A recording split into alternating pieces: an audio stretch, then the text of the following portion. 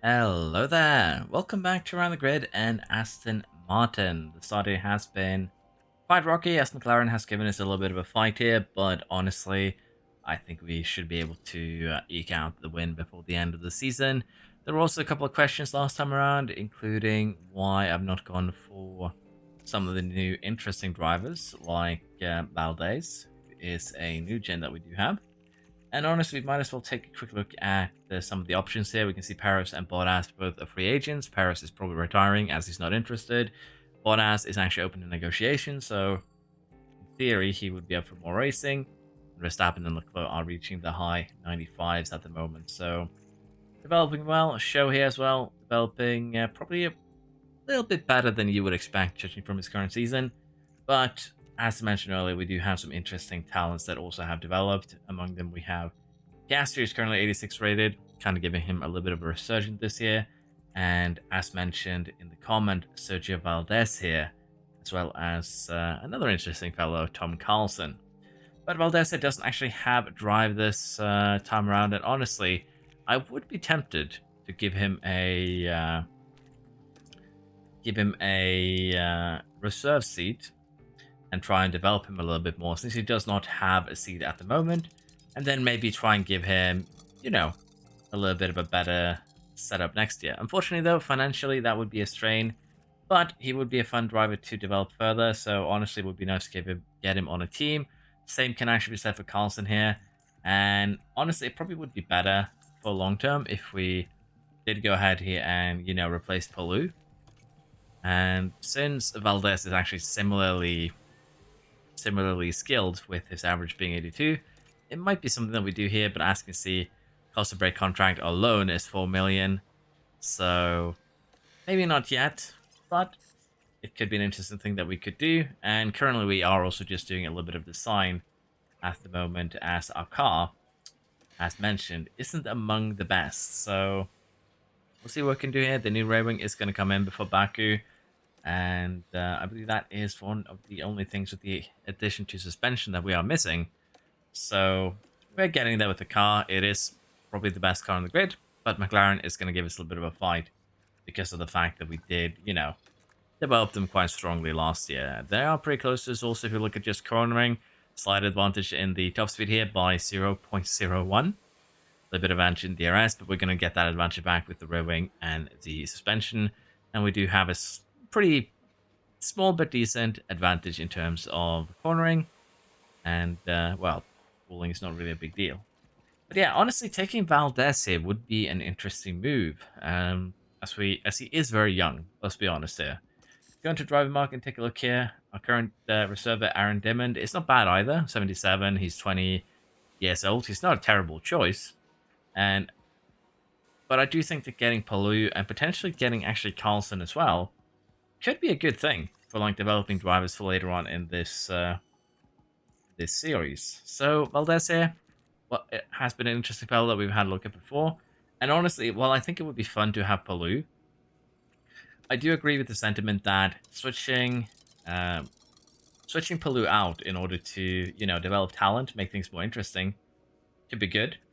Particularly seeing that Palou is already 30 years old, he's 82, he's not going to develop in any way, shape, or form. So I think what we're going to do here is try and give Valdez, say, a 2-year contract or 2-season contract, and then maybe try and pick him up for our next team. The question is just how much we're going to have to pay him in salary if we want to try and make this happen. But I think I think it could be a fun little side project. He would be very happy with this. Honestly, car 1, he would be replacing Palou, and it would cost us close to 4 million or just above that. Honestly, I do think that it's probably a little bit shitty to change my mind at this point, get rid of Palou. But on the flip side, this guy's kind of a very interesting driver in his own right. He sucks at overtaking. He has very high reaction, very high control and smoothness, lacks accuracy and braking. So if we get that sorted, this guy could down the line here become incredibly good. And sadly, he does excel at adaptability. But as mentioned, accuracy braking is kind of what we need to fix. So we'll go with pace short runs so we can get accuracy, braking, cornering out. Probably going to max adaptability over the course of the season as well, but that's not really a big deal. Now, other than that, I do think that we should, just because of the fact that it's interesting, scout Carlson here a little bit, see what he has to offer, because he could also be an interesting talent. He's also very young, well, young-ish. We have Crawford here, who is a real-life talent, of course. 22 at 83, he's an even, bigger talent, quote-unquote, than Valdez. But I do want to experiment a little bit with, new gens. We also have Boucher here, who is 87 rated at 24. Also massive, so yeah, there are some interesting options that we could look into. But yeah, we're gonna give Valdez the chance. I think that's fine. I did say that I wanted to do Palou for the challenge, but honestly, if we do Valdez, if we do Palou, both of them are kind of gonna give us the same challenge. So I don't think it's gonna be much of a difference. And honestly, I'd be more for developing this guy for the future. I didn't actually realize he was without a drive. But yeah, that has solved that issue. And as I did mention here, we're just going to try and get the car developed. We're going to save up a little bit of money, and then we're going to be researching for next year, trying to, give McLaren a little bit more of a fight. Okay. The reactions is one of the best in the grid right now, but shocked they poached him into media contract. Why are you contacting me? I find it very interesting that I get a contact here because I poached someone without a contract. I don't think you can actually poach someone without a contract. Unless, of course, they were planning to poach him. And we actually got a funny event here that sped up the design to today. So we got that suspension done kind of immediately, which is good. So we're going to go ahead and cancel, I believe, the current suspension project, I think. I would assume the new one is better, but we'll take a quick look at the warehouse to just double check that. And yeah, it is significantly better. So we're going to go ahead and cancel the current project. We're going to go ahead and do this.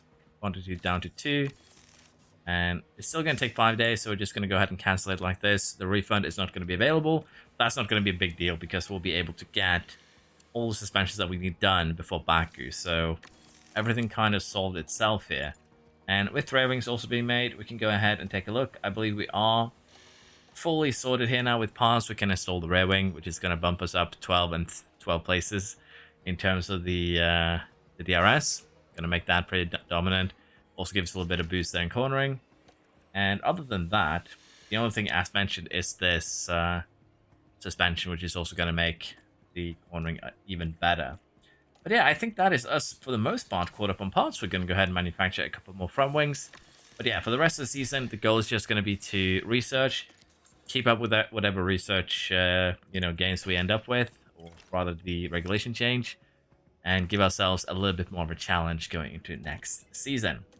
So yeah, with that, I think we're ready to jump into Baku here in 20 days. So we'll speed things along until we get there, and hopefully it'll be a smooth sailing. So our current boy here, Diamond, has high control, but he is lacking cornering, braking, smoothness, reactions. So honestly, he is an interesting fellow, but probably not really someone that I would end up using. So he's currently just filling in that place. Switching Carlson in here probably would be beneficial for his growth as well, but I don't know if he would be accepting that. That could also be maybe something that we do. But now that we're just going to quickly get the pit stop crew sorted here, and as mentioned, we do have a huge problem with our pit crew. Namely the fact that, for one, we have close to 14% pit stop error chance. That is one problem.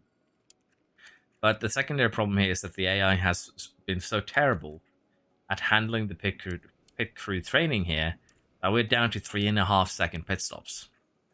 That is not good by any stretch of the imagination, and it is going to take a little bit of work here to get those pit stops down into the acceptable range. It's not going to be a project that I think we're going to be finishing this season. So we'll focus on getting, for the time being, just that pit stop error chance down to probably 10%, and then we'll work on getting the pit stop time down after that. So I'm going to get this sorted really quick, although we're basically there anyways.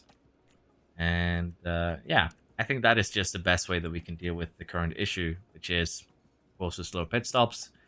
But I think it's something we're going to be seeing with every team on the grid. The fact that they are straight up struggling when it comes to managing their pit stops. So that is what it is. And since we'll still be fatigued here, we're just going to go ahead and accept this. Might check after Baku instead to see if we can get maybe another session in there. But yeah, Baku is ready in 20 days. We're going to jump along and see how the car looks once we get there. I also did end up sending a contract negotiation here to Tom Carlson. He agreed to be reserved for 2 seasons, starting immediately, 2 million salary. And honestly, I think it would be good to just give this man a little bit more development. So we're going to go ahead and hire him. And he does lack severely in the braking department, but honestly, this guy is kind of wild. This guy's actually insane already. He has low overtaking and he has low braking, but everything else is already rather high. His control smoothness, accuracy, close to 90. He is lacking pace stats, let's not get that wrong. But if this dude just gets his pace stats up, he could also be a pretty insane customer. But we're definitely gonna have to work on, pace stats, cornering, braking. Those are probably the best things to focus on. So we'll put him on short runs as well and see how he develops over the course of the season. But yeah, currently team with a lot of talent. But yeah, as mentioned, let's go to the actual race at Baku. However, before we got to Baku here, we have the regulation changes, and actually pretty interesting. Taking this into consideration, we're proposing minor technical regulations, but it's actually changes to downforce, which means that it's a 30 to 10%, depending on if we go for high speed or low speed downforce. And, well, I think what would hurt everyone the most is if we went for low speed. So we're going to go ahead and vote high speed here. It's kind of easier to come by rather than low and medium. And even then, front wing, rear wing, underfloor suspension, we should have no problem doing enough research to kind of cancel out these changes. But we'll have to see what the jury says in a week. That is when we'll know exactly what kind of regulation changes we're going to get. And we can then get started on a little bit of research here. So let's see what we can do. Minor regulation changes. It is low speed downforce focus changes to the ones that we didn't want.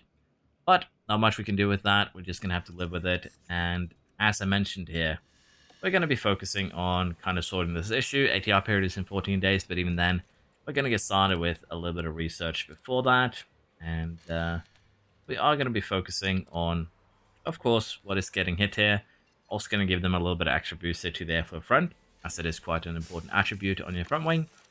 And that is what we'll go for there. For the rear wing here, honestly, we already have a pretty close to max rear wing, or at least very highly spec rear wing, so doing it like this is perfectly fine, where we are kind of focusing every type of cornering. And as we get high speed and medium speed kind of done, in terms of catching up, we'll start focusing solely on low speed. And I think that is an acceptable outcome to make sure that we get, all the gains that we kind of need.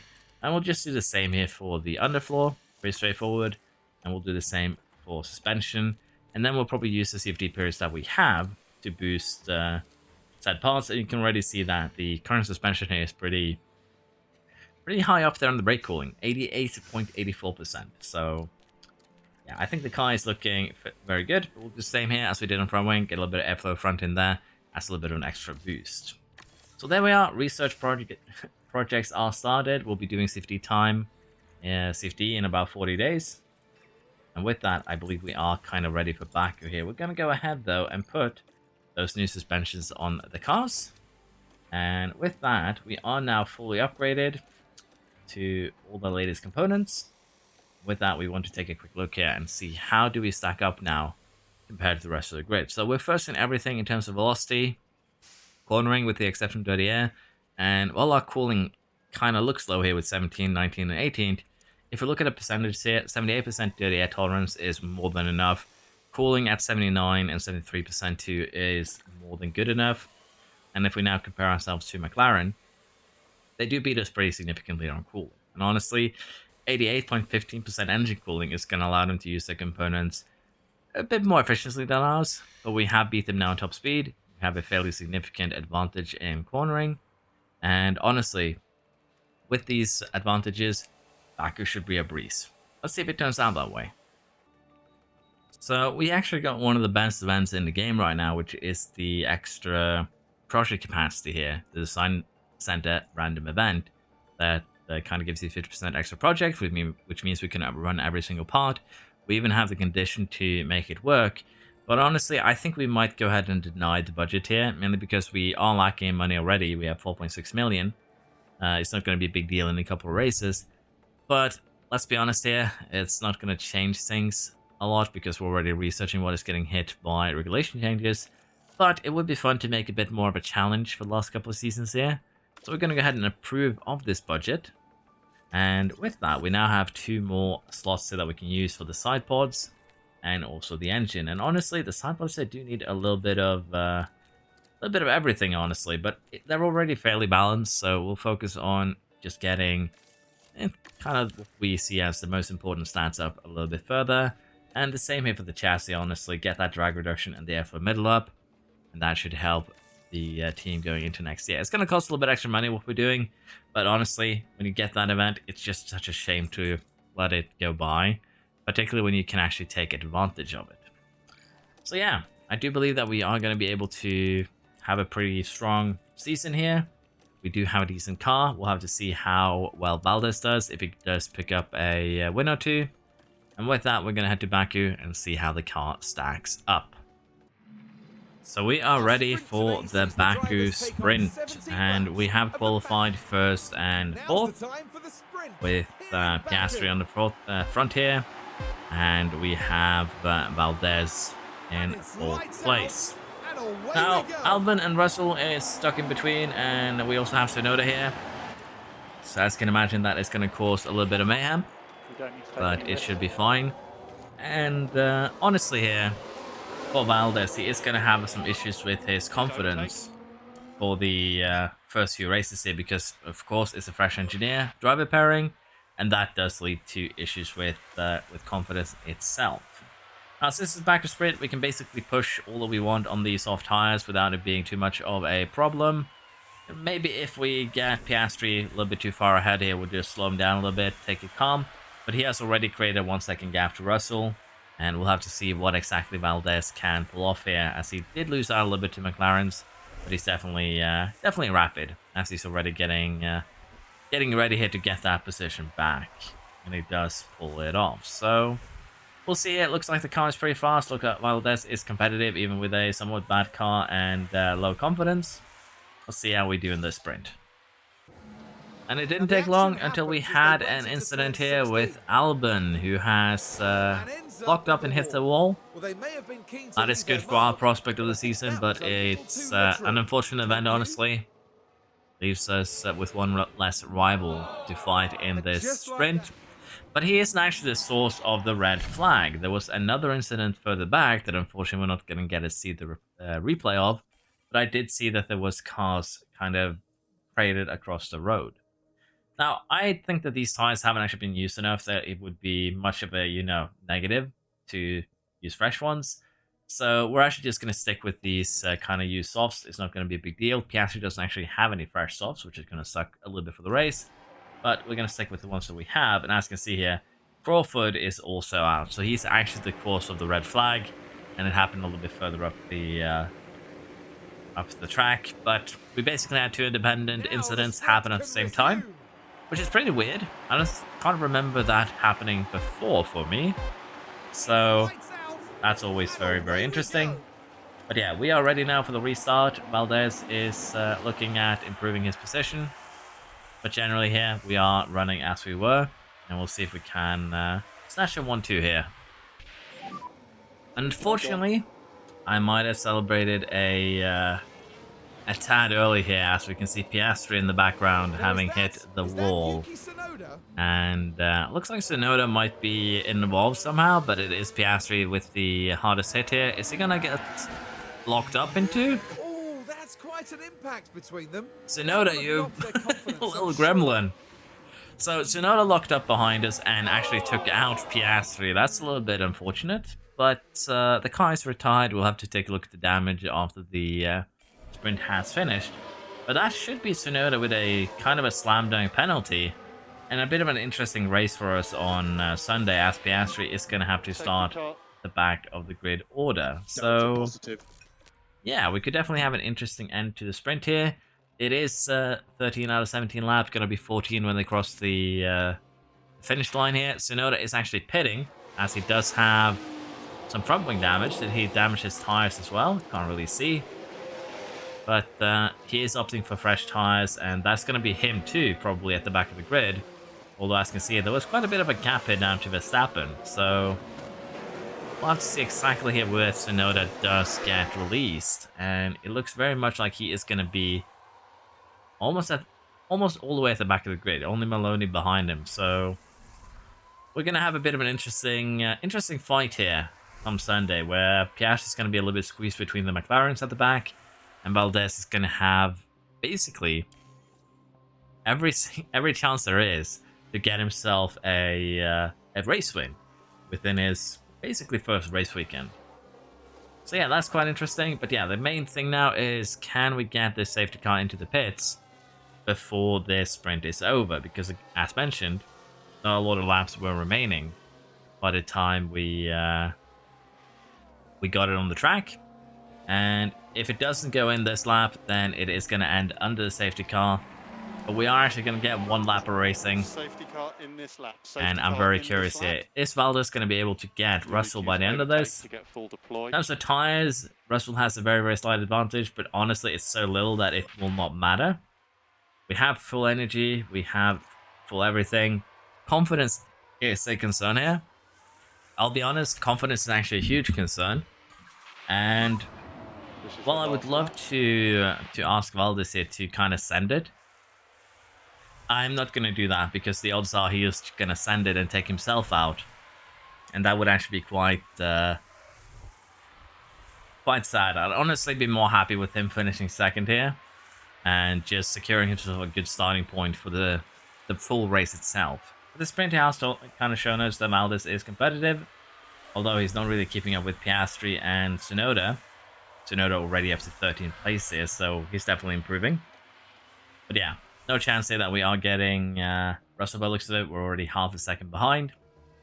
But we are definitely fairly rapid there. And honestly, if we told him to send it, he might have gotten it done on the first straight. But it is what it is. Sometimes you just can't help it. And it's the Aston. What I'm more curious about right now is actually the damage done to Piastri's car, because it seemed to be pretty bad. He got kind of sent into the wall from short range. I would assume it's at least the front wing, but car parts missing. Chassis, front wing, rear wing, suspension. Engine down to 50%, ERS to 46%, and gearbox basically broken. Yeah, that's a little bit problematic, which means that we're also going to have to visit the pit crew after this race so we can take a look at the fatigue, because this is also going to give us some extra pit crew fatigue as we are switching car components. And we're also going to have to install a new gearbox. Kind of tempted, honestly, to give him a new engine as well, but honestly, we're going to stick with the kind of pit crew training here, although it isn't really, that benefit. It's not really benefiting us that much at the moment, because we're not going to be playing this team next season. I do expect us to win. And in terms of the race strategy here, I think we're going to go with a very boring one-stopper for Valdez. I think he can pull it out from the front. And for Piastri, honestly, we're going to start him on a used soft tire. And we're going to do a two-stopper where we go medium into probably another medium if he has one available. And he does. And we're just going to go aggressive here, try and make something out of this race from the get-go. And if we pit early enough, we'll have a lot of free air for the mediums, where we can basically catch up the rest of the grid before they pit, get a lot of free overtakes. That's at least I hope. So different strategies here for the two cars. Let's see if we can pull something off. It is going to be aggressive strategies. Baku isn't that harsh on the tires generally. So let's see what we can do here, if we can improve to a little bit of a better position. Let's put it like that. With the Azerbaijan Grand Prix. So we actually have the Haas starting even further back than the McLaren, And it's lights out, which is and interesting. away we go. It's probably because it was further back on the track when the incident happened for the red flag. But it's still a bit of an interesting situation. Unfortunately, Valdez, not a great start, gets jumped by Show. Looks like he is kind of coming back though. And for Piastri, didn't get any initial moves done, although Albon is kind of trying to launch an attack as well. And honestly, as I mentioned, the goal is just try and push, try and get as many positions as we can. And for Valdez, get an overtake, create a little bit of a gap to the cars in front, and hopefully take his first race win here. So we're going to sit on tight and see how things look once we get to that first pit stop, unless someone decides to have a little bit of an incident. So we're getting increasingly closer to Valdez pit stop, and his race hasn't been, a smooth sailing up to this point. He's been stuck kind of fighting Verstappen, he's been stuck fighting Norris, and Schumacher's been given kind of leave here to run out ahead. Russell has already pitted onto a fresh tyre, and he's going to be quite a lot faster due to that. The question is just, do we try and do something with the soft tyre instead? Because we do actually have some options for Valdez, and in particular what we could do here is put him on a soft tire like this, run it light, and it's going to be a bit slower. Let's be honest, it's going to be a bit slower. It could benefit us if we say don't run it standard, but even then it's just going to be about a second. So I think what the play here is to get him in, get him on the hard tire, have him push as hard as he can, and if we see a chance later on, safety car, anything, we can take that opportunity to pit and get something out of this still. For Piastri, things have kind of worked out as we hoped here. We did pit him fairly early. He is currently halfway through his second stint. And if we take a look here now on, the gaps, we're about 13 seconds behind Russell. Russell is probably gonna be able to keep the mediums alive till the end. But on the other hand, we have been running fairly rapid. This is not really representative, 46.9, as we were running behind Maloney. But generally here, we've been running about 1:45, so we're gaining about 3 seconds on the lead each lap. So if we can keep that up, 10 laps, we would be there. And the main thing here with Piastri, as I mentioned, is we just want to be in a position where the cars ahead of us, when they pit, that we can jump them, have him running clean air, have him take advantage of his higher pace, and then hopefully get back up into a point-scoring position. As Valdez comes out in 10th here. And honestly, we're a little bit behind Russell, 5 seconds. Russell is basically the one that is currently leading, so we'll have to see if we can catch him for the win. Valdez now is going to need a few clean clears, including the Ferrari that just came out ahead of us. Looks like that is not really a big deal though, so it's looking promising. Let's see what we can do here.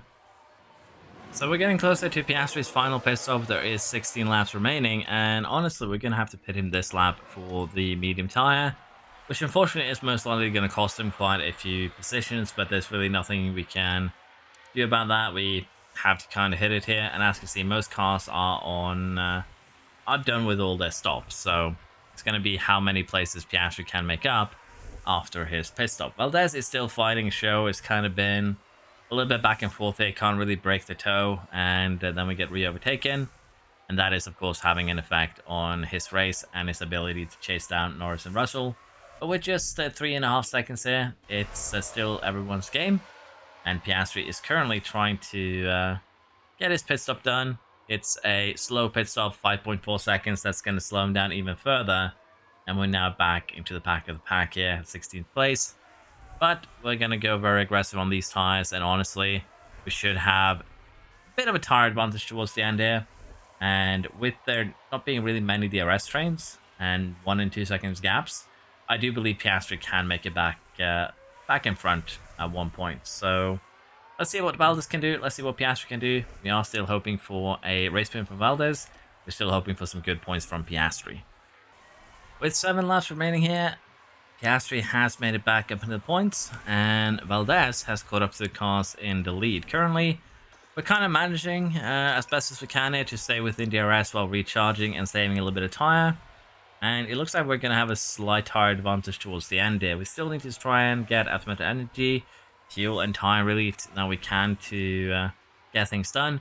But currently he is enjoying peak confidence, and that is definitely going to be helping us here in our quest, if you will, to try and get him his first race win.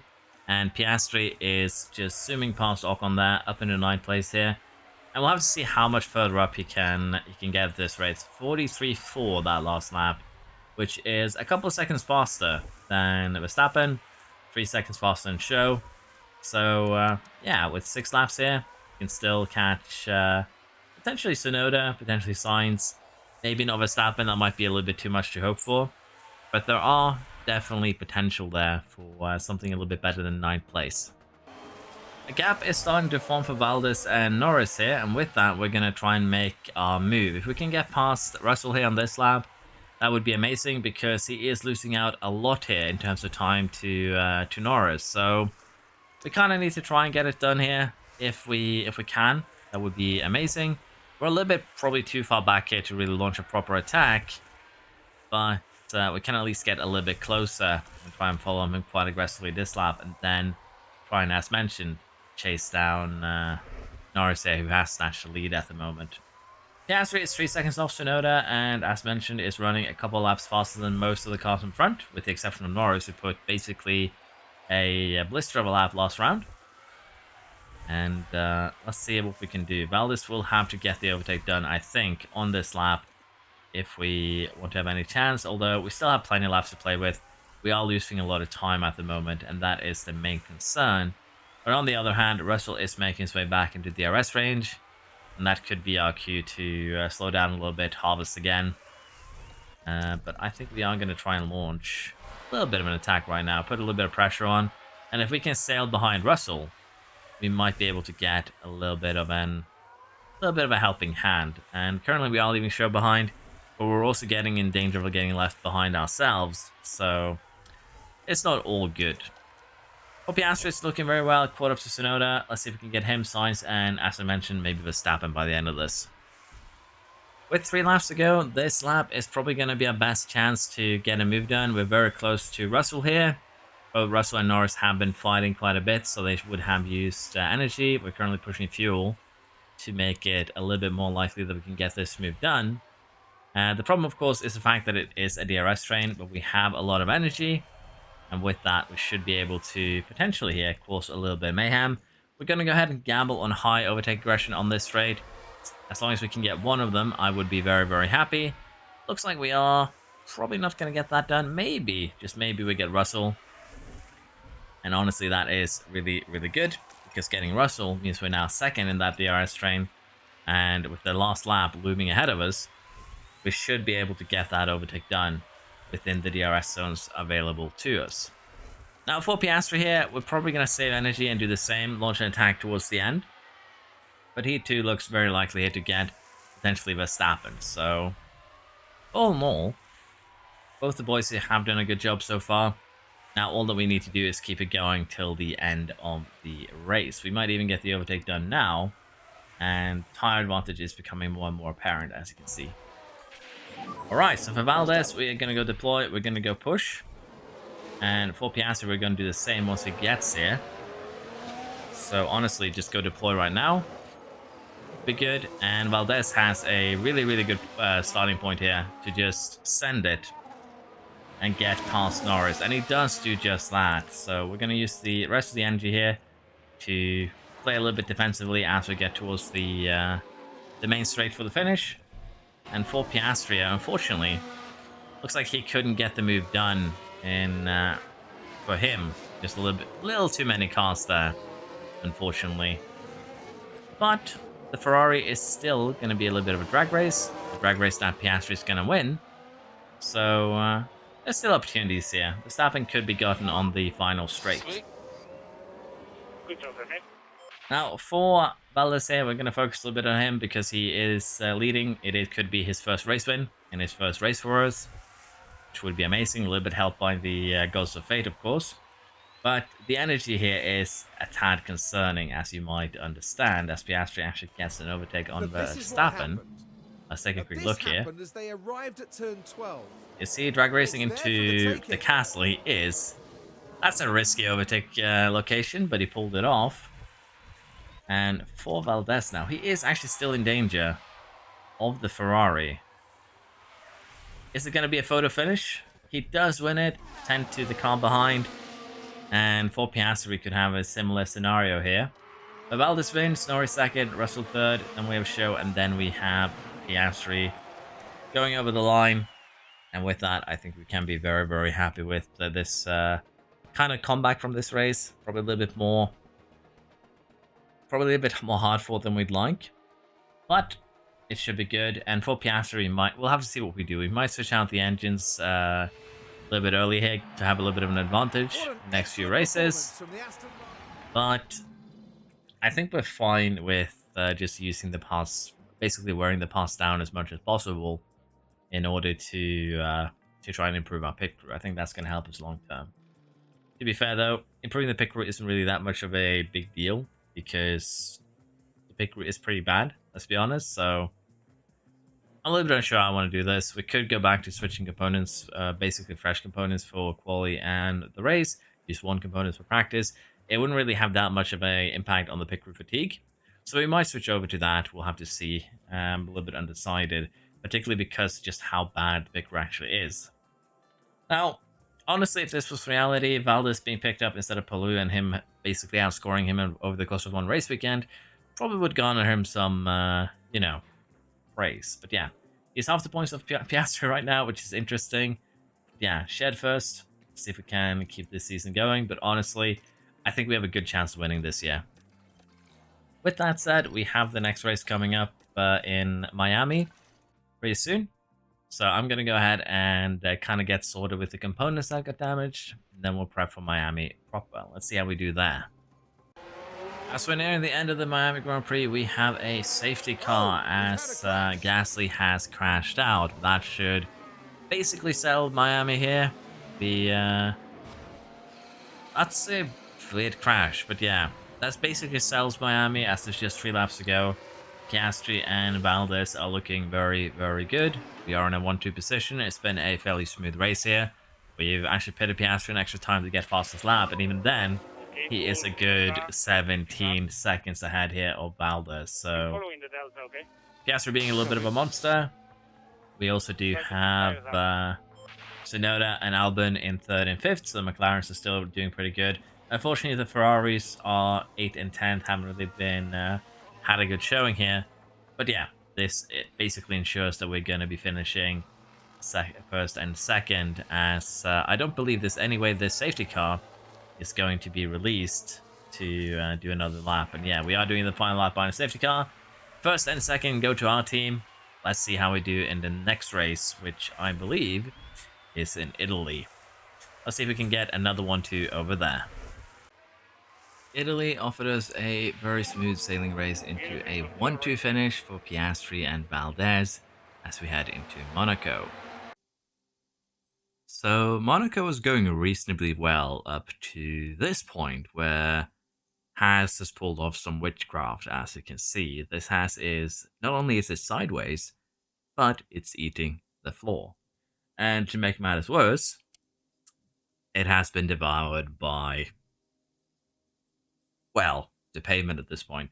Earlier on, Crawford created a safety car, but didn't really have any effect on the race. It just allowed everyone to have a free pit stop around lap 24. Currently, we have just pitted for the final stop here. Leclerc has basically 30% tires, would have to pit before the end. Norris is on very used softs, so I'm pretty sure Valdez would have got both of them with ease. So, as you can imagine, this situation is plenty weird, particularly with the Haas car being completely devoured by the ground. And I wish I could get a better angle of this, but I unfortunately think that is just not possible. We might as well have a look. Okay, this is actually kind of a crazy angle. Looking at the Mercedes, but yeah, even the helmet cam is just showing us his steering wheel. So yeah, this is probably one of the weirdest crashes I've been in. This camera just shows you the ground. This is also pretty, pretty weird angle, pretty insane angle. So yeah, the fact that Maloney has been eaten by the ground itself is not something I expected today. So I'm curious what exactly happened here. They come together and I guess he hits it hard enough that he just bounces into the ground somehow, which is very, very weird. Not something that I anticipated would happen, but it is what it is. And with this, we now have just 15, 16 laps remaining, and well, we could do another set of fresh softs there. I think that is probably the best we can do. It's still not going to be amazing because, as mentioned, Norris here has somewhat used softs compared to us, not massively to be honest. But Leclerc would have needed to pit, so a lot of the cars here, Ocon, Gasly, both of them are getting free pit stops. They really, really lucked out here. Sorry about that. Just got a phone call. But yeah, looks like we're going to have a somewhat interesting restart here. Leclerc, Ocon, Gasly, and Drogovic, the big winners from this red flag. And yeah, haven't really seen a car get eaten by the ground like that before. So a lot of weird stuff is happening this playthrough, clearly.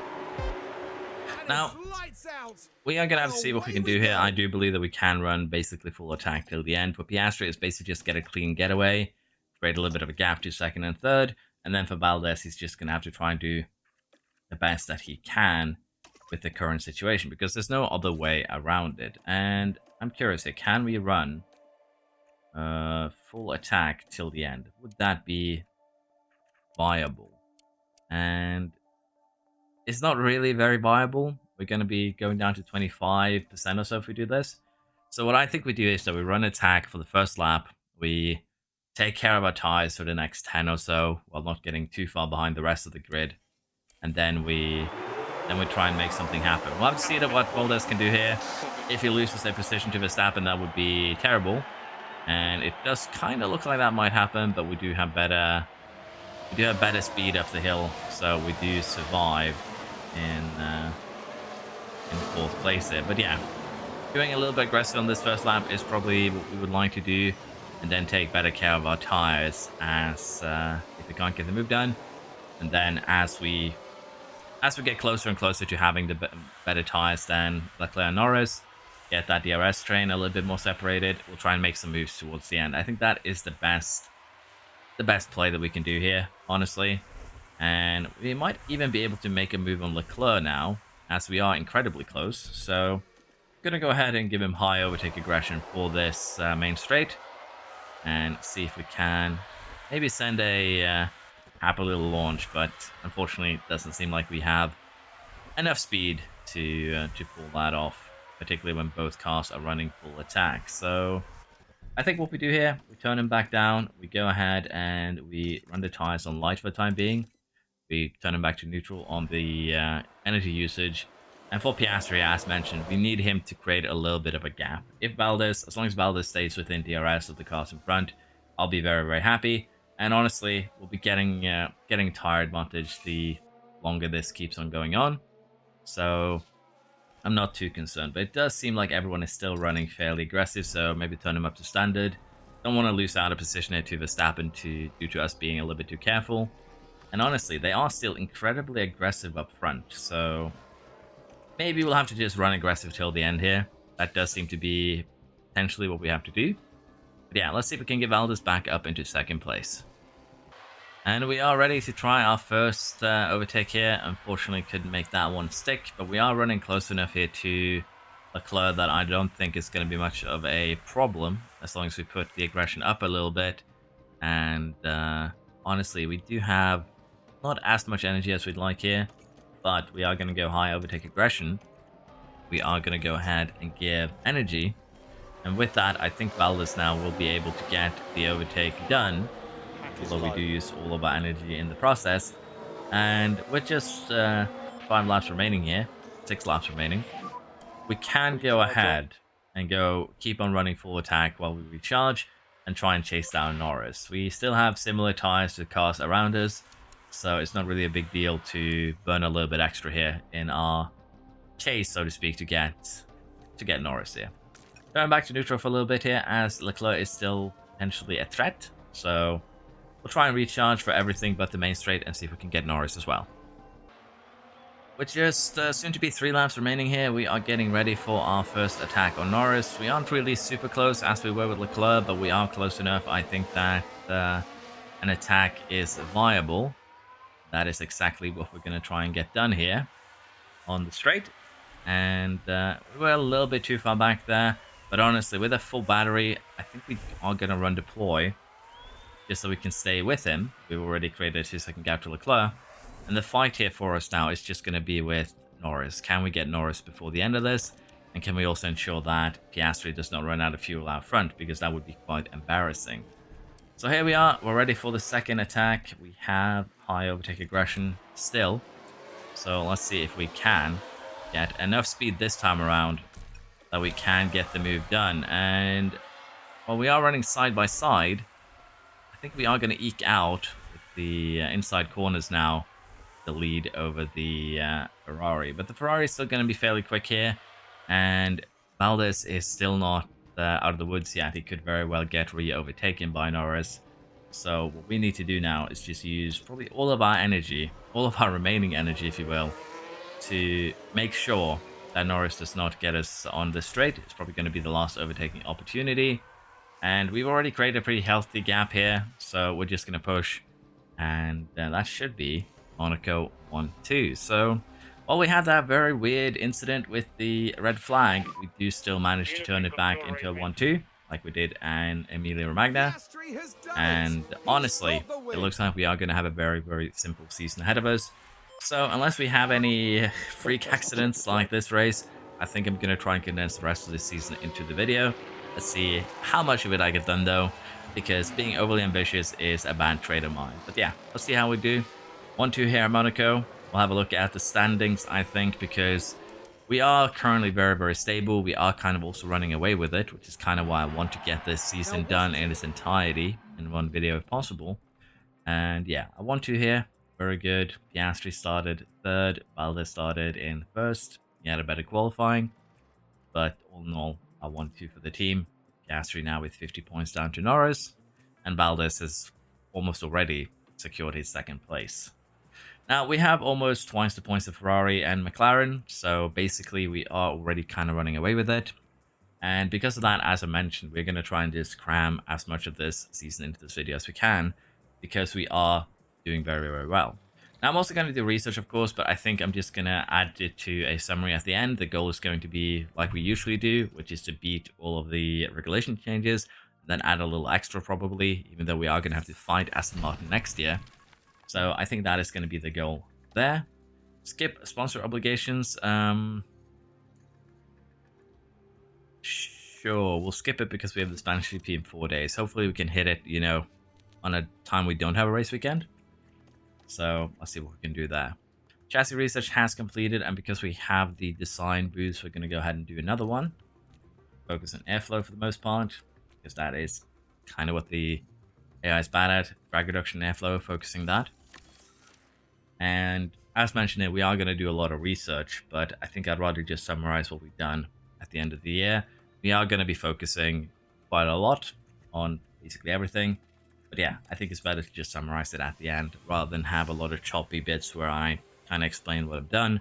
So we'll do a little bit of summarizing every now and again, probably every 6 or 7 races of what we've been doing. And then we'll see if that's a good way to do this video. The Barcelona GP here is off to a drama-filled start with a red flag caused by Albon. Then Valdez taking himself out during a virtual safety car by spinning. And things got even more interesting as the Williams pair had a 3-car collision involving Sainz, resulting in yet another red flag. So we have yet another red flag in Barcelona, and seeing that we are very close to the end of this, and Valdez somehow being back in the points after his spin under the virtual safety car after that first red flag, and then the succeeding virtual safety car, has put us in a bit of an interesting position here. Piastri has been kind of sailing out front. It has actually been a pretty boring race because most of these incidents have been further back the grid. But there's a grand total of 7 cars out so far. That in its own right is pretty eventful. But let's be perfectly honest here. A lot of these incidents, with the exception of the red flag and the fact that we had, you know, Valdez spinning out, falling out of the points, none of these incidents have really had any effect on us. So it's been actually quite a boring race. But it's been eventful in the sense that a lot of cars have been, well, crashing into each other. Russell also has a penalty here, and, well, as I was saying, Piastri has actually been crashing again. So, yeah, maybe a little bit more eventful than I expected. And the second I said, oh, I'm going to cram the entire episode into this, we have the game say, nah, you ain't doing that. You're going to have to split this one up, most likely. As Piastri has crashed, and I believe Tsunoda actually took him out. So, yeah, bit of a weird one, this, honestly. And it looks like we even lost a part of the top part there. What exactly happened? Oh, it wasn't even Tsunoda. It was the Haas. And makes contact with the wall. It was the Haas. Of course it is the Haas. The Haas is actually playing a destruction derby. How many half the cars are out now? What I'm wondering here straight up, how much damage has Maloney and Crawford actually done to Haas this year? Because I don't think they have any more car parts. Haas is actually going to go bankrupt. And that's the team we played. That's the worst part of it. So, yeah. I shouldn't have tempted fate by saying, oh, most of these incidents hasn't really affected us. And then being just too sure about that. Yeah, that's pretty bad for both our budget and also for Piastri's car. Valdez is up into 7th, but this is mostly just going to be, I think, a... did Verstappen also get hit in this incident? Barely any room to maneuver. And there, the cars make contact.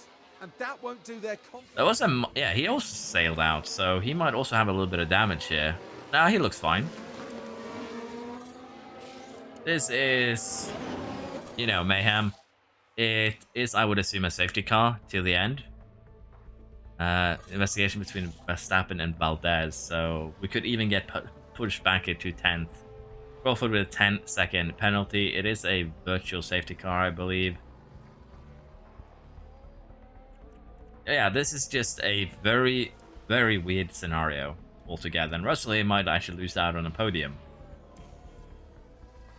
I don't know what to say. It's been an insanely weird Barcelona GP. I believe we are running under a virtual safety car right now. We are. We're going to get a little bit of racing here towards the end, but honestly, we are probably far enough back that we won't catch Stroll. But we want to be close enough to Russell that we can at least get a few extra points. But yeah, the list of cars out here is quite insane. And honestly, I haven't seen something quite this destructive in a while. Giving Maloney and Crawford seats with their stats in F1 Manager. I'm going to speak to the real life capabilities here because I honestly don't know. But giving them seats in Haas here, it definitely has not been, you know, a financially sound choice, seeing just how much destruction they've brought so far. So here we are. Ocon gets a win in the Alfa Tauri. Leclerc comes second. Norris comes third. And Magnussen scores a 4th place for Alpine, surprisingly enough. So yeah, this could actually mess things up a little bit in terms of what we are playing next, honestly, with the Alpine scoring a lot of points. The Merc scoring some points there too. Basically, just as long as you survive this race, you got points. But yeah, it's going to be a little bit weird, I think. Now, Piastri's still in charge. Valdez is still 3rd, but Norris gets a bunch of extra points there. Not too surprising. And in the Constructors, we are looking at, well, a little bit of game for the teams behind, but honestly, this could have been much, much worse. I would like to take a look at the data view here, and in particular, the car condition of Crawford. So before he crashed today, he had basically a fresh car. Basically a fresh car. Maloney, also basically a fresh car.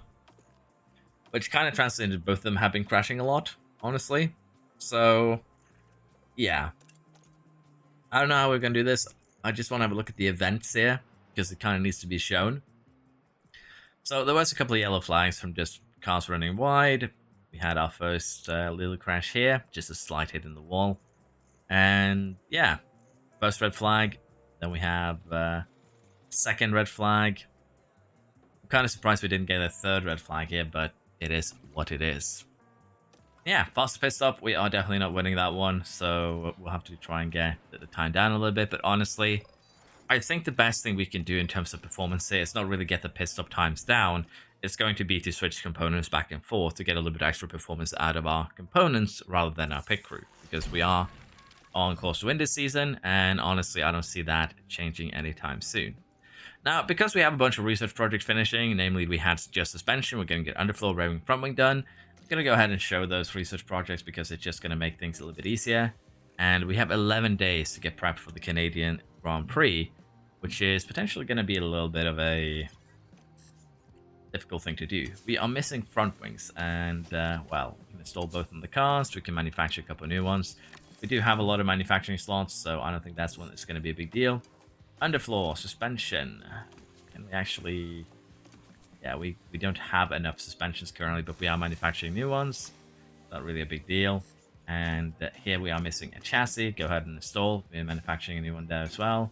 Rear wings, install. And yeah, basically, the car is ever so slightly busted, but it'll be fine. It is the nature of racing that you will get cars kind of busted every now and again. And in terms of the powertrain components, that is the second gearbox gone for Piastri, as well as, I believe, his only good ERS. So definitely going to do some component replacement here. And honestly, we're probably going to end up buying a completely new setup for him over the course of this year, because we kind of have to with the damage from the 2 crashes. So yeah, Piastri is currently in a little bit of a problematic situation, I guess you could say. Now, with that said, we did finish the research, but unfortunately, we can't actually start a new one because our current boost has ended, where we had the 6 slots. We have done another chassis research. We have done another sidepod research after those finished after 30 days. You can kind of see them here, just getting started. And with that, we're going to speed along here and get the other 2 researches complete, rear wing and underfloor. And we can take a look at exactly what they give. There's nothing too much here. You see that we are losing some airflow sensitivity and drag reduction according to this. That's not really too accurate. But yeah, we are reaching a little bit of a cap. I believe this is also probably because facilities are starting to falter a little bit here, because the design center has actually, also the car part test center's condition is horrible. Basically, as the condition goes down, the boost here, that you can see from the facility effects, also gets lessened. And that also gets translated into your car parts. So if your research tells you, oh, the research benefit from researching this is that you're going to lose drag reduction, you're going to lose airflow sensitivity next year, it's basically just due to the fact that your facilities has been degraded to a point where you're losing some performance because your facilities aren't giving you the boost that they used to. So once you refurbish them, this number will be back to normal. It's a very common question where people see a red number on their research and get incredibly worried because, well, red numbers are bad, yeah? It means we are losing performance, but how? We're researching. You're not supposed to lose performance from research. You're not. You're not losing performance from research. You're losing performance due to the fact that your buildings are degrading. That is the most likely explanation. So if you see that, check your design center, your suspension system, your car part test center, see if their condition is degrading, and honestly, might as well go ahead and refurbish this one before they do something silly with it. And we do have a little bit of money now, so let's refurbish the design center as well. Although we aren't really going to take advantage of it this year, it's going to help Aston next year. But yeah, you get the idea. Now, in terms of research that I want to do here, underfloor is, once again, the most important part of a car. So we're going to use CFD time here to get that research done. And we might go ahead and distribute the CFD hours here a little bit better, if you will. Low speed is the main focus, and we'll do something like this, I think. That way we can focus mostly on low speed, a little bit of medium, and quite a bit still on high speed to try and, you know, lessen the losses from the regulation change. This is what we'll do, and honestly, that is the first CFD period, and we're probably going to go ahead and do front wing again once this research is completed. And once we have chassis and also sidepods done, we're going to go ahead and research the rear wing and the suspension for those 2 slots instead. So we do have a goal. Let's see what we can do here. It's still going to be probably a pretty good car next year, and it's going to give us a little bit of a headache for sure. But yeah, with that sorted and with all these new parts that we're manufacturing, hopefully we can get a car together by Canada and get back in the saddle. Let's see how we do. Canada offered us smooth sailing, in which we took the ERS penalty for Piastri after the crash last time out, and the only incident in this race was between Leclerc and Tsunoda, and us getting a 1st and 5th place finish for Valdez as a result. A little bit unfortunate for Valdez there, but still a good race result for us. So I need to cut in here because the board seems to be silly. I've spoken with the board. I'm sorry to say that we're rather concerned about the team's recent poor performance. Success our team in race weekends, of course, one of the primary ways of evaluating you as team principal. We trust that you can turn the situation around. We cannot operate on fate alone, so we ask, when can we expect to see better results? We just won a race. Today, actually. And, well, let's see here. Piastri on the top. This one we had a bit of a kerfuffle. That's fine. Valdez ended up 6th. That's what happens when you spin out. That's what happens when Piastri crashes. And honestly, I guess that is where the concern is coming from. But on the other flip side, we have 130-point gap down to Ferrari after 9 races. We have healthy lead in the Drivers' Championship. The board... Honestly, if I got this response in reality, I'd probably not trust the team's board anymore. Let's be perfectly honest. They say we're operating on fate. Let's have a look at my board confidence here. The goal is 4th or above. And currently, we are a good 180 points ahead of 4th place. I'd say that does mean that we are, the board is not really, worried. One of bad performance, one car DNFs, another one spins to the back, should not make the board question you, honestly. But yeah, it's just a funny and weird thing to get here, particularly when the race performances, delighted, satisfied in Melbourne, disappointed in Barcelona, which of course is because of that 6th place with Valdez. But even then, I have to say that I publicly question the board at this point that they would even make such a statement. So we're just going to go and say in time. Because honestly, we already have maximum board confidence for the most part. I don't think there's anything we can do to, get it higher than high. There's probably a little bit of a gap there because they're disappointed and satisfied. But we're very close to max board confidence here. And already they're just like, nah, we're losing faith in you, boy. And I find that kind of hilarious. But yeah, let's see what we do in the next race in Austria.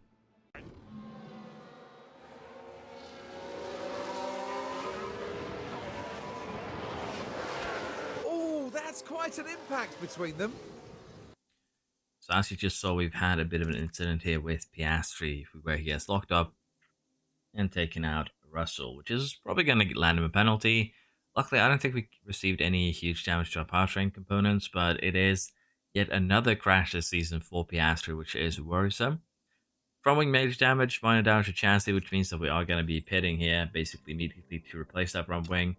And with that, we are going to have to make a little bit of a change to the strategy here. So let's see, what kind of alternate strategy can we put Piastri on? Because so far, we have been running a pretty simple, I would say, one stopper here.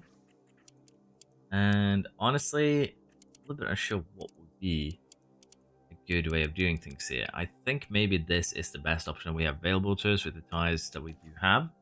It's going to be about 1 second slower than our current strategy. But when you consider the fact that we have to pit anyways, and it's decided that we say try and keep the odds alive as long as possible, this is the more, promising strategy when we consider that perspective. Now, we could, of course, do something a little bit different, like say that we run the hards on aggressive, but as you can see, we actually lose time that way. And honestly, you actually save time in the current edition by running the softs on light on most tracks and running the hards on full attack, which is kind of backwards, let's be honest. The softs are usually the tires you'd like to attack with, but managing them turns them into a way better hard tire than the hards, and running the hards on attack just saves you a lot of time. So it's a weird juxtaposition here where they basically have switched purposes, I guess you could say. But yeah, we're going to have to do this for Piastri, and Valdez is doing very well. He's running 2nd. We are doing a 1-stopper for him, so that shouldn't be a big deal. For Piastri, we're going to get him in, and we're going to go with a light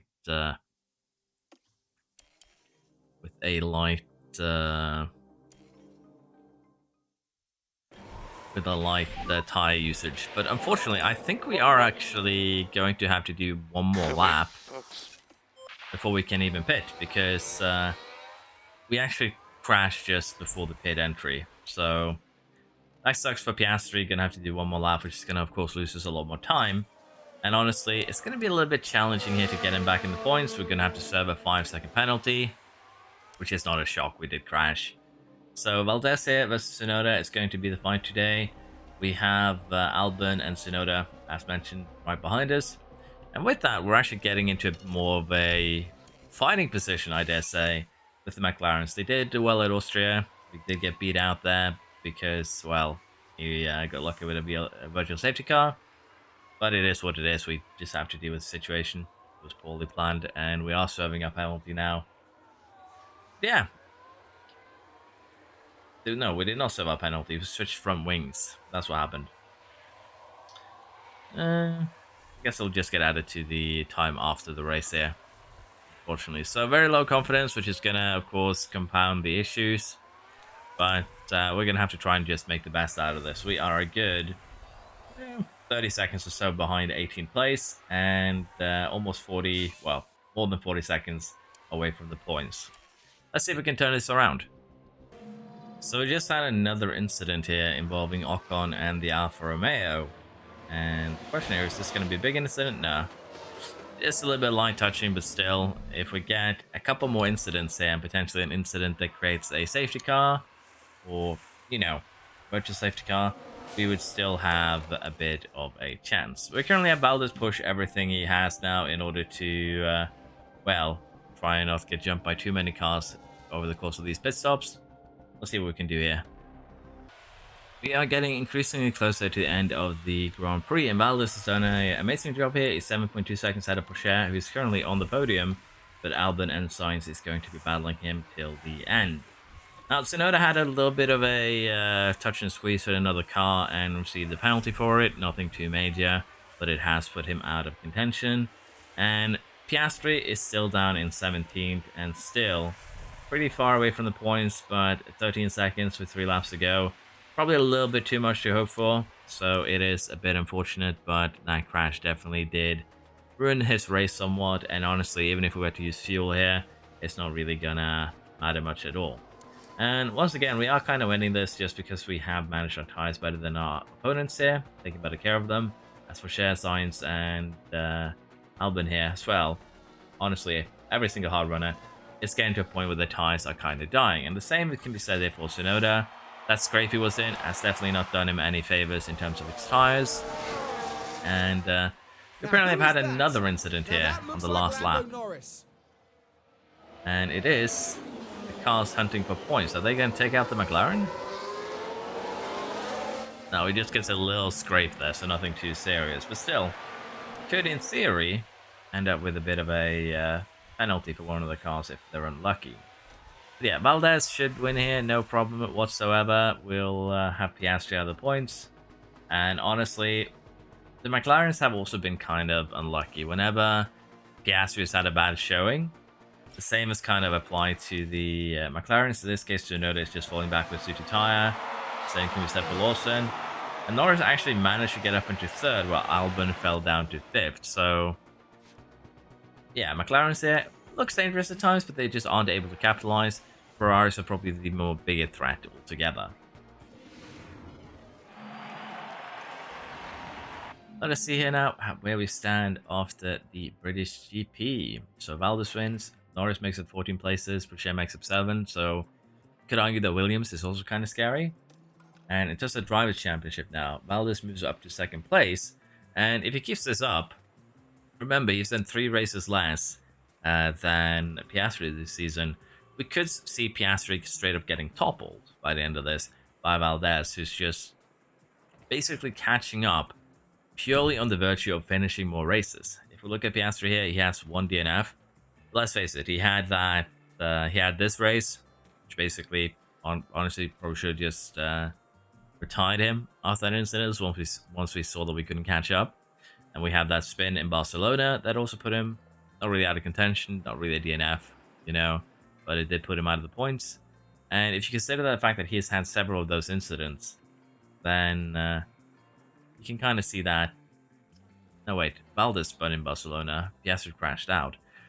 That's how it works. But yeah, the incidents that Piastri's been in, sorry, I got them confused there for a second, has put him, you know, it is allowing Valdez and Norris to some degree as well to catch up. And while I would love to give Piastri a title, at this rate, Valdez might actually, just straight up overtake him because he's more consistent currently.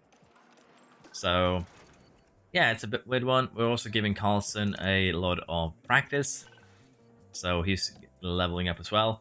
And we kind of failed everything here. Qualifying position streak, basically we wanted both cars in the top 5 of qualifying. Piastri had another incident in qualifying as well that put him down to a 8th place start. So, yeah, it's a very, very weird situation right now where it feels like Piastri is just struggling. That's the best way I can describe it. And he has 90 control. I guess his accuracy maybe leaves a little bit to be desired, but he shouldn't be having this many incidents. And if you compare him to Valdez, they're basically very, very similar. So, yeah, you'd imagine that Piastri probably has been a little bit unlucky. But it is what it is. We'll just have to deal with it. And we are going to be going into the Hungarian GP here, which is probably going to be the last race for today. But let's see how we do that as we get another driver development update, ability and cornering for Valdez, reactions for Piastri, and just a couple of points breaking for Carlson, which is honestly his biggest weakness. That is a good one. Yeah, that is what it is. We'll get everything sorted here with the car parts. And again, Piastri just has a lot of damage to his car, so we're probably gonna have to buy a new engine, a new gearbox, maybe even another ERS before the end of the season. Let's see how we do in the next race in Hungary. Our bad luck continues here with a design center fire that is forcing us to shut down for 8 days. Not much we can do about that. As well as the fact that we're getting a very, very nice sporting change here that I still believe that I have not gotten through once, which gives us an extra gearbox, ERS, and engine. We're going to vote for that because it's going to actually help us for one, but it's actually going to help the AI more than it's going to help us because it'll allow them to take far less penalties. So we're going to go ahead and vote for this, but in every single game I've had so far, it has been voted down. So let's pray and see if we can get it through this time. I can only hope. And yeah, we'll have to see how that goes. Now, currently we are waiting for a couple of things here. The underfloor research here with CFD is coming in 7 days. We've also done another CFD research on the suspension, which will be coming in 35 days. We'll take a look at that at the end of the episode here. But honestly, we haven't gotten that much research done. So honestly, it probably would be better to take a look at it at the end of the season, as that'll give us a better picture of how well we've done. Qualifying position streak, I'm just going to be very, very lazy here. Say that both cars are going to finish in 6th or better, because that would make us a lot of money. And one car on the podium. That is usually what we go for. Honestly, it is the safest bet. And both cars in Q2 and Q3 should be a no-brainer. So with that, let us go to Hungary and pray that we do get that regulation change that I would love to have through over the course of this race weekend. The Hungarian GP kind of starts like the last one finished with a terrible lockup where Valdez now has basically moved park. Here's the replay. Here we've For got the a good, things were all right here. well, probably 30 seconds. I'll have to take a look here. But yeah, Valdez did run my lockup, and he was running with Verstappen and Leclerc pre-lockup. And as you can see here now, he is actually so far down that we can't see him anymore. Valdez basically decided that I'm gonna stay here for 30 seconds, which is frustrating in its own right, but not really much we can do about that other than just to try and make something out of this race. But yeah, a lockup into turn 1 should not cost you 30 seconds. That's the best way I can put it, particularly when he's just parked by the side of the track. Hopefully 24 can remedy this situation further, because there's still incidents where you just lose way more time than you should from simple lockups in places where you could rejoin safely with ease in reality. But yeah, a little bit unfortunate, but it has kind of been the theme of this episode that one of our drivers will make the races a little bit harder. We'll have to see what Valdez can do now, because potentially he could be putting himself a little bit out of contention for that championship title that I was talking about last time. Let's see if we can make a little bit of a comeback. So here we go, heading into turn So one. unfortunately, Valdez has decided that he wanted to do Very heavy on the brakes. another lockup, which is fine, honestly. He has had very low confidence, hasn't really improved. So honestly, I could probably at this point just retire him, but that's not gonna really be helpful. Piastri is currently in the process of pitting for his final stop. He comes out in second behind Tsunoda here, 8 seconds behind, but I don't think that's gonna be much of a threat, honestly. I think we'll catch him by the end of this.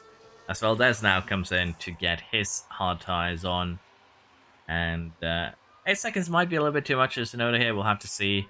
But we do have a substantial tire advantage, so maybe, just maybe, we can make something happen there. Yeah, I think Valdez is unfortunately more or less out of this. We'll see though. Still 25 laps to go here. Could be a safety cars, could be red flag. But I don't have too high hopes that Valdez will get in the points in this race. One of the main reasons why I'm not really worried about Tsunoda is that just 2 laps later, that 8-second gap has gone down to 5.6, 5.5, I think. Yep. As we are running close to a second faster than him, and have been for the last few laps here. So catching up to Tsunoda is not really going to be a big problem. I think we might turn these hard tires down to light and just save them a little bit. Because if we can keep the tire advantage going till the end, then there'll be no problem reeling him in. We're still gaining, even more running lights, so the only thing we need to worry about here is basically running these tires too cold. But honestly, right now it's looking good, and we could try and take care of these tires a little bit for Valdez too, and maybe, just maybe, have the tire delta work out in our advantage to help reel in some of these cars ahead of us. And we now have a safety car. Multiple cars have crashed. A little bit unsure exactly what has happened here, so we'll take a look in a second. It is Ocon and his previous employer, the Alpine. Ooh, and that is a double crash. And honestly, I'm a bit surprised.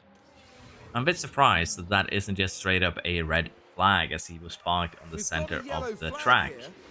Is this the same crash, or is this a different one? I assume it's the same one. So this is Magnussen. Yeah, the Alpine ended up in the center of the track, and yeah, that's kind of what I was concerned about. Is the Haas gonna hit it too? Nah. But yeah, that might be a red flag situation, honestly, particularly when another car has already crashed into him. But on the other side, I think the fact that another car crashed into Magnussen is why there wasn't a red flag. So it's a bit of a weird one. So Valdez did not get collected by a safety car here. We are going to be...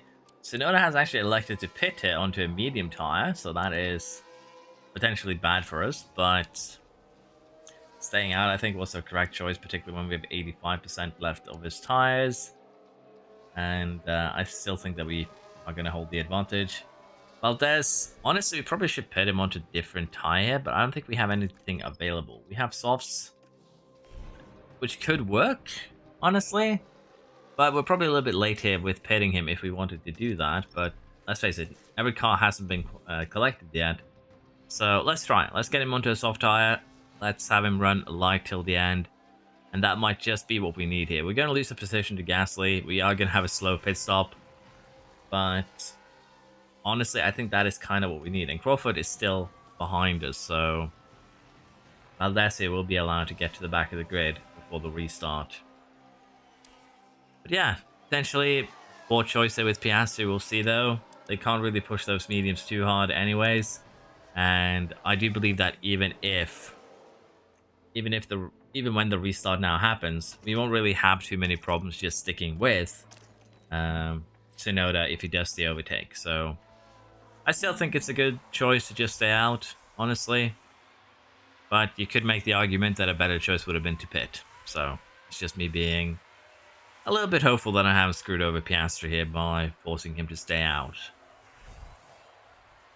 Yeah, the restart is happening. Valdez is... well, restart is not happening yet. We have to do another lap. I misread the message. It was lap cars may overtake, not safety car entering the pit. Safety car ending this lap. So this is where it gets restarted. Let's see if Gasly can hold on into that first corner. Restart is happening, and looks like the Williams is going to do a little bit of a lunge, but unfortunately a little bit too far back. And Valdez does come out ahead of Crawford and Gasly, so at least we have a little bit of a good news here. But yeah, we'll have to see exactly how many overtakes he can do before the end of this. Confidence is up to medium, so that is good to see. So we might still have a good chance there. Piastri is falling pretty far behind though, so we're going to use some energy here to catch up. And honestly, we can probably run these tires aggressive till the end at this point, or at least run them aggressive until we catch up to Tsunoda again, who is definitely burning his tires a little bit. So yeah, it's not all bad. We should still be able to catch him. But yeah, let's see what we can do with Valdez. Let's see what we can do with Tsunoda, and never mind.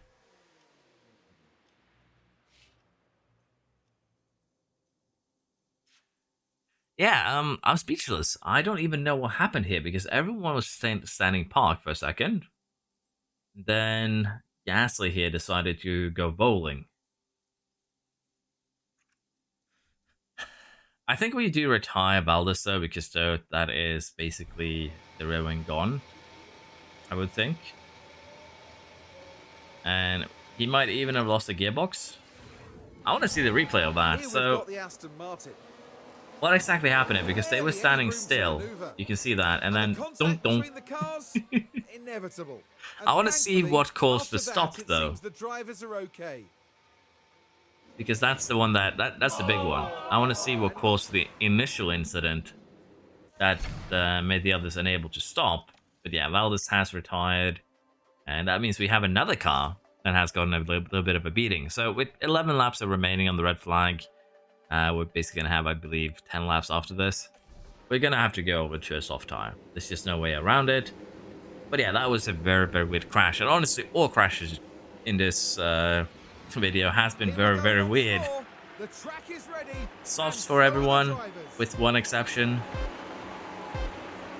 And honestly, we are probably just going to go full attack it till the end. Although, let's be honest, we could run light. We could run standard. As long as we stay with... Let's be honest, what's going to happen is that everyone's going to go very aggressive on the tires. And if we take a quick look here at the pre-race report, the compound performance degradation here is 0. Basically a tenth a lap. It's going to be more than that if you push super, super hard.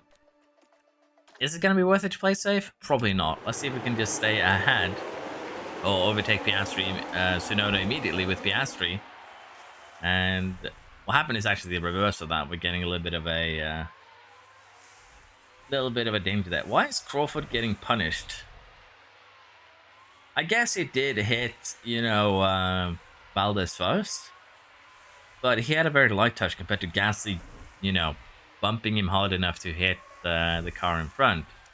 So I don't know if I fully agree with that. We're going to turn Piastri down to standard here, see if he can keep up with Tsunoda like that.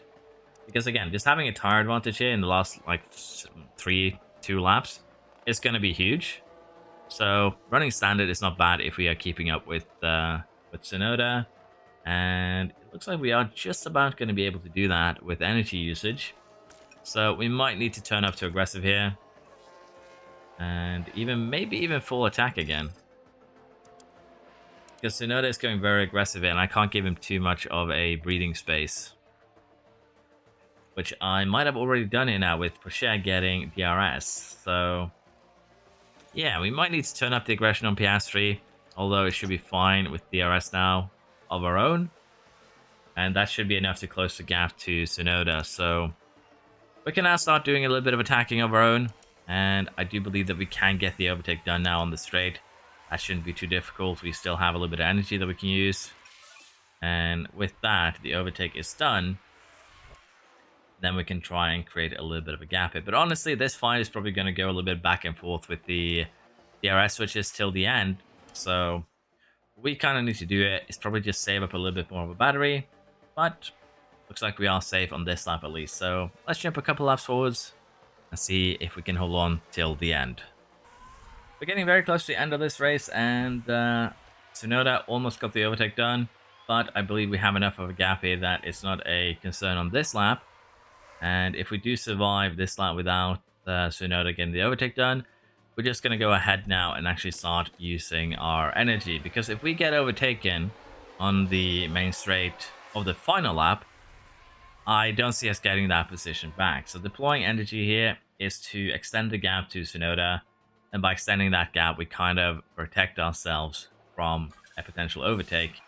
And it is working exactly like we hoped here. Tsunoda is too far back to launch an attack, and as long as we make it through these two DRS zones safely, that should be any threat that Tsunoda would be able to pose towards us kind of extinguished. And you can kind of see it here, 8 tenths now, 9 tenths. We are just going to coast into the win. But yeah, that Piastri has done it. He's Valdez got was the very win. unlucky this one. So for once, not Piastri having all the bad luck, Valdez picking some up as well. But this has really been a red flag bonanza. It's red flags for everyone, basically. But yeah, driver's stand. Norris overtakes Valdez again because he scored no points, and the Piastri here does extend his lead. He heard me say that Valdez might catch him and just went, nah, that ain't happening, and just completely ran away with it. But yeah, that is going to be the end of today's Around the Grid. We're going to be finishing the season next time around, and honestly, in the coming weeks leading up to 24, we are going to try and get this done with as many teams as possible. I can't guarantee we're going to get every team done, but I might end up just condensing things even further. But in this one, we had a lot of things happen. I'm a little bit unsure what would be the best way to edit it together, because I'm both scared of leaving too much in and leaving too much out, so I might experiment a little bit, but we'll see. But yeah, that was it for now. We do have some car part inspection results here. Every part on car 1 failed, and the gearbox did in fact get completely destroyed. So for Valdesi is going to need a new one, and the engine, second engine there, has reached the yellow. Gonna need a fresh ERS probably next race as well. But we have the Belgian GP in 4 days. Do we actually have enough car parts to replace all the damaged ones? Is what I'm wondering here. Let's just see what we can do. And I think we have just about enough that we'll be able to survive the next race, with maybe the exception of suspensions. No, we just have barely enough parts that we'll be able to make it through the Belgian GP. But there is a sprint race involved. We have had a lot of incidents. Would not surprise me, honestly, if we had another crash at Belgium in the sprint that could cause some problems. So yeah, things are looking weird. And thank the heavens, next season we are getting an extra gearbox, ERS, and engine. It did get voted through. Very, very happy with that. And honestly, before we do call it today, let's take a look at that underfloor research and see if it's gonna help make Aston a little bit more competitive next season. The Science Center fire has been fixed. We are back to full operation. And in terms of the underfloor here, airflow sensitivity up to 87, same with drag reduction. But the main thing here is, of course, the downforce gain for the high, medium, and low speed. Probably need to focus a bit more on the high speed here. It's at 81%, but honestly, both of these are not very high. This one is at 74%, 73.5%. This one is at 77%. So both the low speed and the medium speed need a little bit more work on the underfloor, but that's understandable as the regulation is setting low speed the most, medium speed the second most, and then the high speed the least. But you can kind of see it here as an example of just a front wing. High speed, 9 kilonewtons, 34 and 50. So we still have quite a bit of work here. And honestly, this isn't really, reflective. It hasn't been baked in the latest research here. So we'll take a look at that next time. But yeah, thank you very much for watching. Hope you still enjoyed this, and I do hope to see you around next time. Bye bye.